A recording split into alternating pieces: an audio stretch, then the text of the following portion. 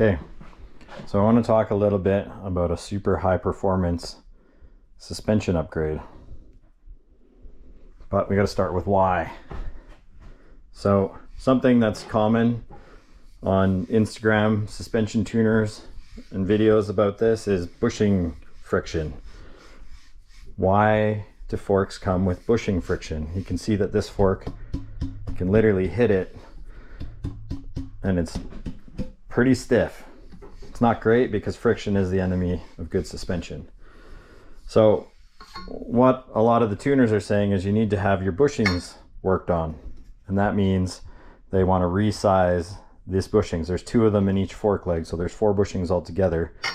And the fit of those bushings around the fork sanctions is what gives you the sliding performance.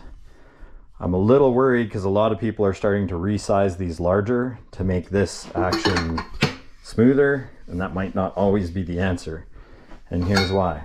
If I just put one side on and slide it up, turns out there's absolutely no friction, which means it's not the diameter of the bushings that's the issue, right? So no friction whatsoever. And if I test the other side, also no friction whatsoever, very slippy. So what is the reason that once I have both sides on, there's a lot of friction? If you look when I got the first set of bushings on, so now it's just the top ones, low friction, meaning the width of the sanctions is lined up with the width of the bushings at this point. But when I get the second set of bushings on, right here, it gets very tight. So why is it tight? Well, we're missing a component that's part of the fork that nobody really thinks about, which is the wheel. The actual axle from a wheel is part of this suspension component. And as soon as I put this in here, it got a little bit better. Although I'd still say this is way too much friction for a good fit. But the width of this axle is part of the fork structure. And as I pull these legs apart, you can feel this gets a slight bit better. So what do we do about that? Well, wheel manufacturers don't make them all the same. I've got this axle, which I'm going to use to represent a hub. This thing's pretty much bang on width because I made it on the lathe and for another project, but this is exactly the right width for a fork and it fits exactly in there, and there's a slight improvement. But since the manufacturing tolerances of this fork aren't perfect, what I noticed, and I've done this with other bikes, is if I take a washer, and this is a very thin washer, maybe adds 20 thou of total axle width.